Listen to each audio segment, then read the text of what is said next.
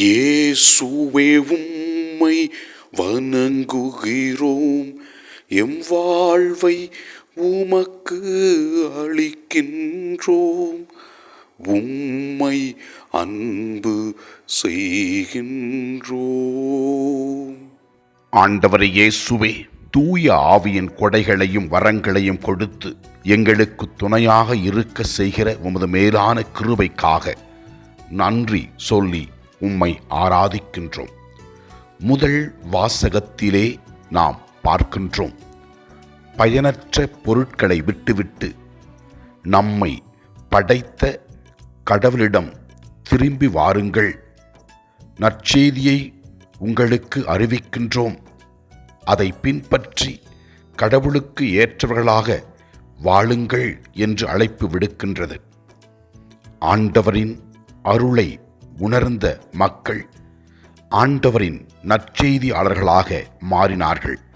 நாமும் சொல்லாலும் செயலாலும் கடவுளுக்கு ஏற்றவர்களாக வாழ்வோம். நற்செய்தி வாசகத்திலே நாம் இவ்வாறு வாசிக்கின்றோம், தந்தை அனுப்பப் போகிற தூய ஆவியாராம் துணையாளர் உங்களுக்கு அனைத்தையும் கற்றுத்தருவார் என்று இயேசு கிறிஸ்து கூறுகின்றார். தூய ஆவியானவர் நம்முடைய வாழ்க்கையில் இருக்கும்போது, அவருடைய வரங்களும் கொடைகளும் நம்முடைய வாழ்க்கையில் இருக்கும் பொழுது நாம் அற்புதங்களை அனுபவிக்கின்ற மக்களாக இருக்கின்றோம். தூய ஆவியினுடைய கொடைகளாகிய ஞானம் நிறைந்த சொல்வளத்தையும், அறிவு செறிந்த சொல்வளத்தையும், நம்பிக்கையும், பிணி தீர்க்கின்ற ஆற்றலையும், வல்ல செயல்கள் செய்கின்ற ஆற்றலையும் நாம் பெற்று இயேசுவின் நற்செய்தியாளர்களாக, இயேசுவை மற்றவர்களுக்கு கொடுக்கின்ற நபர்களாக, அற்புதங்களை அனுபவித்து அற்புதங்களை செய்ய வல்லவர்களாக வாழ்வோம். ஆண்டவர் கண்டிப்பாக அவரிடத்திலே நம்பிக்கை வைக்கும் பொழுது நம் நோய்களை தீர்த்திடுவார். உள்ளத்தில் உள்ள கவலைகள், துன்பங்கள் அனைத்தையும் நீக்கிவிடுவார். நம்பிக்கையோடு ஜெபிப்போம். ஆண்டவரே, உம்மிடம் வருகிற மக்களுக்கு அனைத்தையும் செய்கிறவரே, உம்மை நம்பி வருகிறோம், எங்களை ஆசீர்வதியும்.